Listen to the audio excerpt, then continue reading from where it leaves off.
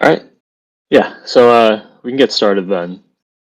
So yeah, today I'll be speaking about CAP-80, and then after that, Dima will follow up with some updates to CAP-73. So I'll just pasted the CAP in the chat. So CAP-80 it adds some host functions to enable some more ZK uses on Stellar.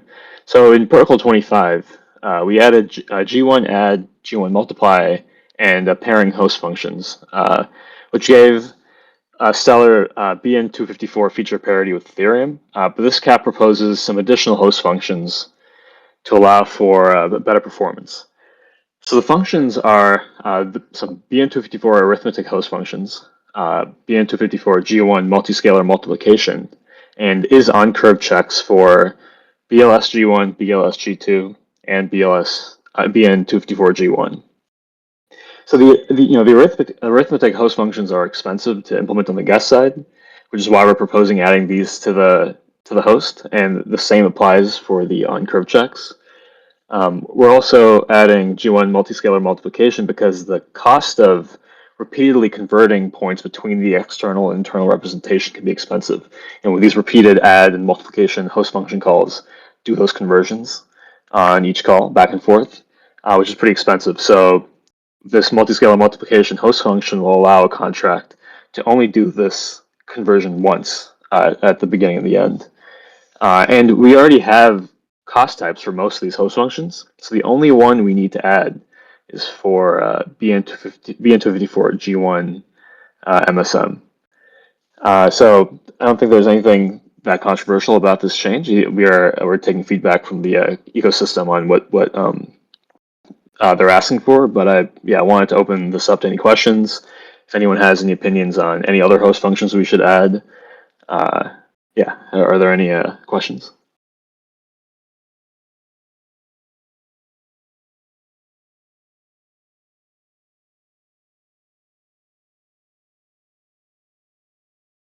If anyone does have any opinions on, what else we should add or look into for specifically for these like ZK host functions, you can post in this discussion right here that I posted in the chat.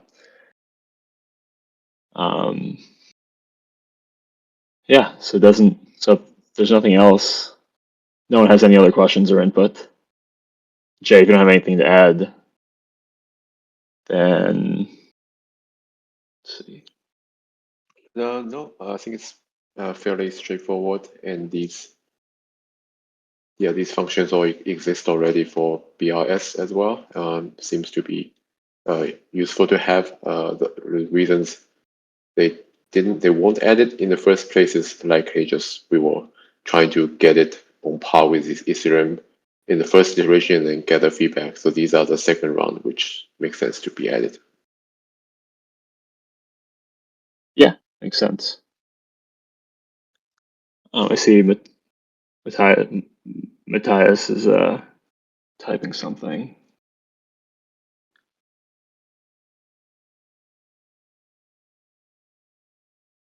I can follow up with you offline as well to send the discussion thread to the people you think should be here that aren't. But other than that, Dima, if you're interested, if you're ready to present CAP-73.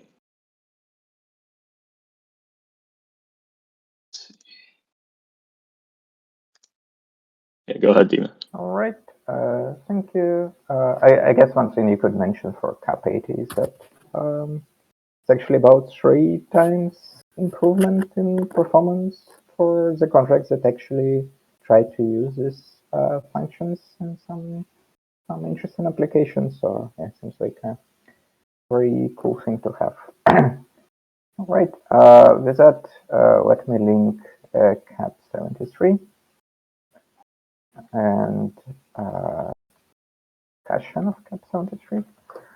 And I'm pretty sure I have presented it before, but that was a while ago, so I will quickly go over the summary of the CAP, and then I will move on to the proposed changes. I just realized that CAP does not have the most recent PR merged. Let me also link the pull request that actually details the update I'm going to make. So CAP-73 is a CAP that basically closes one of the gaps between Soroban and classic operations. This gap being an ability to create new balances for the G accounts from SAC.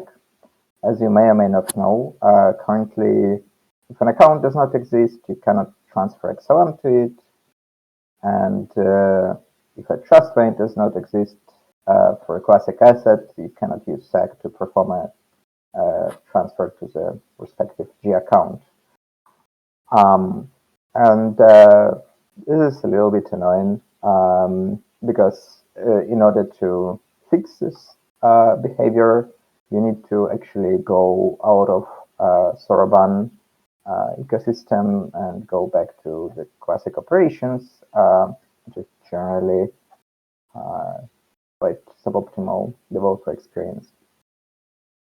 So what's a CAP? Oh, I think CAP has just been merged. What the CAP does since the current iteration is just two small changes to what SAC does. First change is when we are dealing with XLM SAC specifically, transferring XLM to a G account that does not exist yet will result in creation of that G account with respective XLM balance. And this part of the CAP has always been there and it never changed.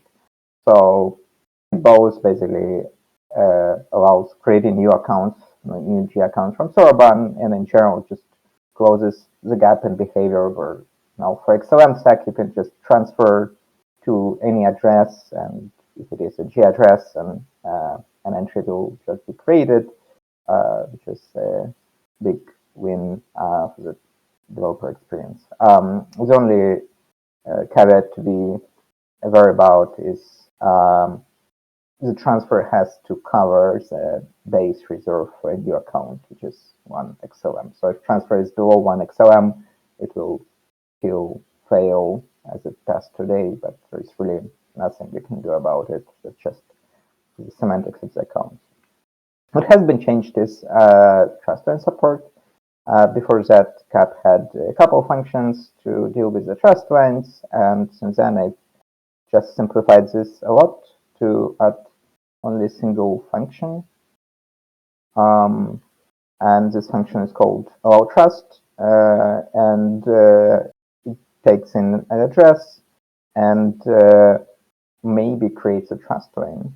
So if you're dealing with a C address, this will always be an alt because there is no trust line for C addresses.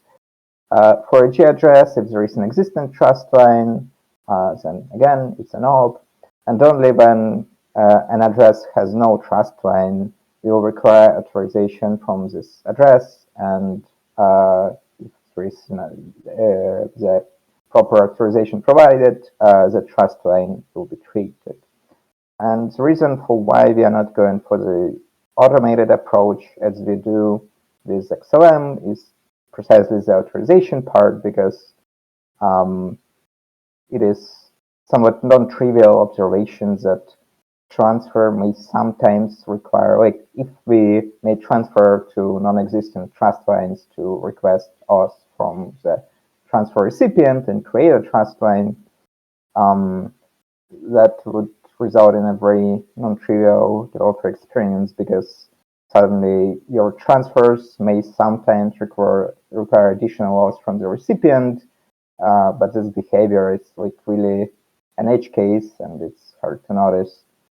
So instead, CAP opts for an explicit approach, and the idea behind that is that, well, if you actually do want to create trust lines, you'll write some code on the contract side to do that, and then you can implement your client logic accordingly to request the auth from the recipient. And again, because of this auth requirement, I would say you do not expect this to be used in each and every protocol, because it is like non-trivial and may not be desired to actually request anything from the receiver, so it might be easier to fail. But there are some specific protocols where it is expected for new users to be on-ramped, so to speak, to the asset.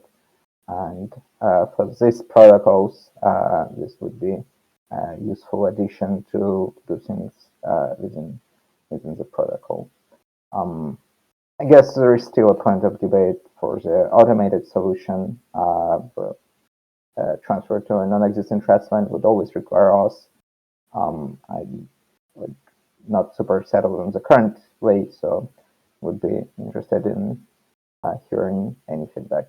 And yeah, I guess another thing that is important to mention is that this new allow trust function doesn't allow developers to specify the limit of the new trust line. And the reason for that really is that trust line limits are rather esoteric feature that exists. Like about 2% of trust lines have limits that are not effectively unlimited, and the percentage may be even lower because I looked at like 1 to the power of 10 to the power of 18 trust lines.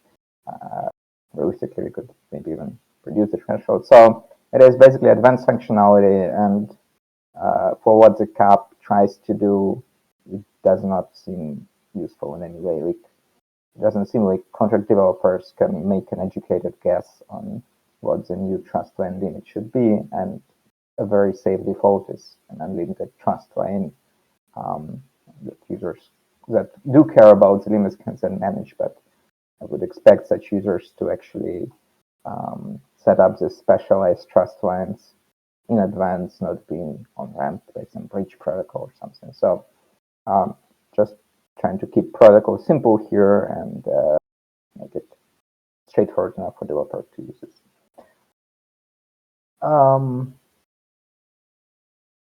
Okay, now to the feedback. Yeah, daemon of the function.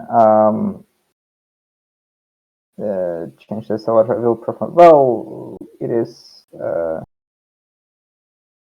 technically allow trust does the same thing that change trust operation, but with a very specific set of parameters. I think the fact that it shares semantics for a special use case of change trust operation should not impact our naming decisions. But of course, I'm open to suggestions for a different name. But the change trust top comparison is really just to define the semantics based on what we have in Classic. It should in no way impact how we name things and so on. Now, for the allow trust name, I do know there is such operation. I'm not sure if our decisions for Soroban names should be impacted by Classic names. They're two quite separate domains, in my opinion. But again, I'm open to propositions of how this could be named better. Create trust. I mean, create trust maybe is an option. I find it a bit weird. Not sure what. Yeah. What I should. So allow trust on Classic only lets you change the trust line flags, right? Like it doesn't actually let you create a new trust line. So it's a little confusing. Well, sure, but does it really matter? I think Lee's point is just that you like if you're already familiar with allow trust, you might think like it's not clear what this function does.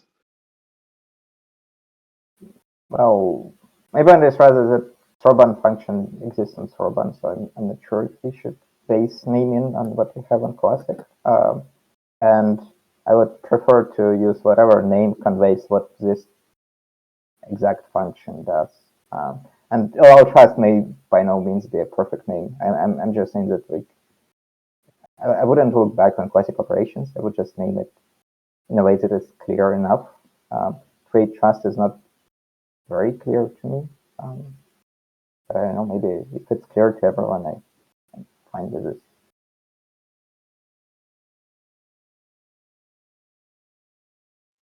I guess we can and maybe discuss this You offline. But yeah, can just call it like, trust SSL, whatever. Like, we can name it in any way that is appropriate to Sorbonne. I'm just not sure like classic is necessary here. But yeah, I we think don't it's just need like to, yeah, we can talk about this offline. yeah, we can have a completely unique name for Sorbonne. I'm fine with that. What I'm really interested in is if anyone has any thoughts on automated trust line creation versus a separate function, because we still have a separate function, and I kind of mentioned my motivation around it, but I wonder if anyone disagrees with that motivation and thinks that it's actually fine to just always try to create a trust line unconditionally, and if a developer cares about this scenario, just let them handle this on the client side, and if they don't care, well, the operation would fail in any case, whether we have a function or not. So yeah, just curious if anyone has any thoughts. You're saying like like a transfer would automatically create a trust line, like that scenario. Yeah, I feel like that would be a pretty big break from what we currently do. I wouldn't be surprised if it would mess up a lot of like apps in the ecosystem if suddenly you can create as many trust lines as you want. And the other issue is accounts can only hold. Sorry, I must be clear. Like what I'm saying is, allow trust function would be called unconditionally on transfers, so to speak, which means that we will still require authorization from the trust line owner. It's not like we create trust lines without permission. We are not changing semantics. It's just about explicit versus implicit, right? Here, we do this explicitly so that creators of the protocols put this line into their code and they kind of know what they are doing, versus an implicit approach where we require auth from the trust line owner, and if you handle this on the client side somehow, then you can actually create the trust line given the receiver's authorization. So yeah, it is basically just about being more intentional, or making this automated, and then letting people figure this out on the client side, only on the client side. So yeah, but the authorization requirements do not change. Okay, yeah, I see what you're saying.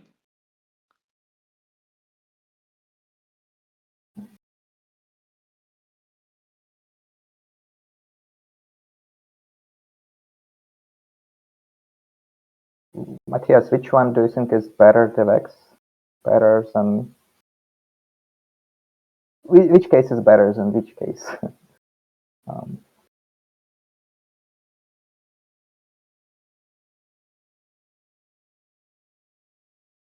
Bit confused. I think so. Are you comparing like the current approach to the previous approach in the CAP, or are you comparing the explicit versus implicit approaches?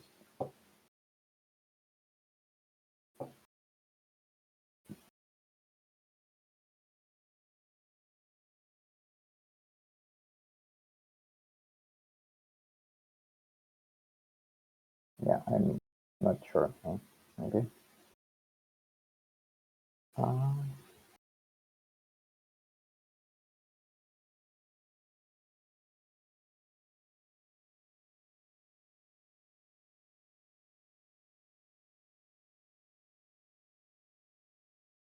So Matthias, could you please expand on your point, because I'm a bit lost in which experience do you think is better, in your opinion?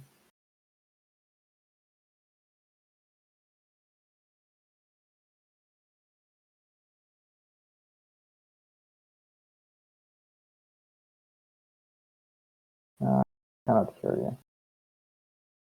At least I can hear you. Can you guys hear me now? Okay, I can hear you now, yeah. All right, yeah, push to talk always keeps me. All right, now all I'm saying is the CAP makes it easier to work with. It's a straightforward way to just create a G account balance, right? Oh yeah, definitely. Yeah. Within the contract. So that's what I'm saying. Instead of just having to build, the whole trust lines on the outside, and then having that ready, then you're ready to payment. This way you can just make your payment and be done with it. Oh yeah, of course. Yeah, I see a point. Like, if your feedback is generally about the CAP, yeah, totally. Wait, that's the idea behind the CAP, is that we want to make it simpler to create trust lines in Soroban, or possible, and yeah, we only have some small technical things to work out. But yeah, thanks Yeah, for the feedback. Anyways, yeah. Okay. It makes it very easy to interrupt with the classic side on Soroban. Yeah, especially if you want to transfer, if you're set up on the Soroban side, and then by any chance you have to, with a G account, or create a G account to push forward that payment to, say, or something. This way you can. Unfortunately, you had a lot of interruptions, but I think I kind of got your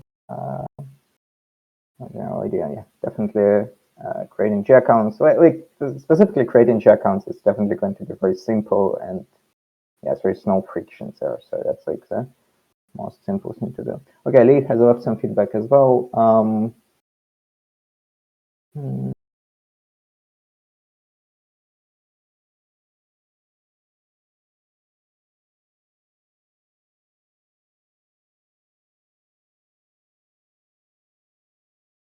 Yeah, exactly. So basically, Lee's point is pretty much what I've been thinking as well, that it is surprising if transfer requires more signatures, and yeah, there is a risk of users just not noticing it. Whereas, like, with allow trust, we only leave this functionality to the protocols that can actually support this meaningfully, which, as I've already mentioned, is probably just a fraction of the protocols. It's not something that everyone will be able to do. And of course, if ever, yeah, if in the future somehow trust line requirements are relaxed, then of course we'll revisit this. But for today, it seems like explicit is better than implicit. That's my opinion as well. Okay. So you folks are typing. Yeah, 80/20 rule. Yeah, I think it may be applied here. Yeah, I don't think everyone will need the transfer functionality, but for the excellent transfers, yeah, it will work for everyone. So, yeah.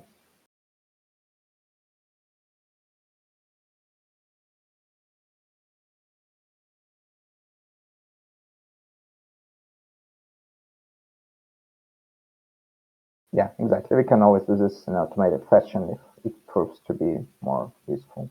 All right. If you have any feedback, the link to the description has been posted above. And yeah, please feel free to leave any additional feedback, suggestions, or concerns there. And thanks, everyone. I do not think we have anything else. Oh, actually, one small thing. Let me just drop a link. There is no cap for this one. It's more of an announcement. There is this get ledger host function that no one on chain is actually using, so you may not even know about it. And if you did not use it before, please do not start using it again, because what we want to do is to deprecate it and make it no longer work. Basically, just freeze it at some protocol version. And the motivation is listed in the discussion itself, but basically the idea is that you cannot write a contract that will benefit from this function. Like, yeah, there's just really no way to use this function in a meaningful fashion, and using it is likely a food gun, which is why we decided that we want to clean this up. There is no cap for this yet, but you can imagine this will be a super simple cap. And yeah, we just opened discussion about Go to see if there's anyone that actually think that this is something useful. But we are pretty sure there is no way to use it appropriately, so we just deprecate it.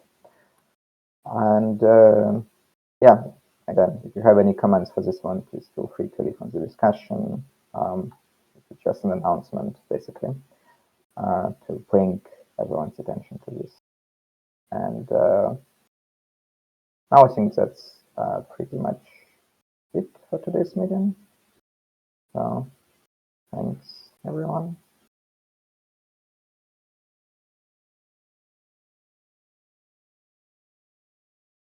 And see you in the next protocol meeting. Bye.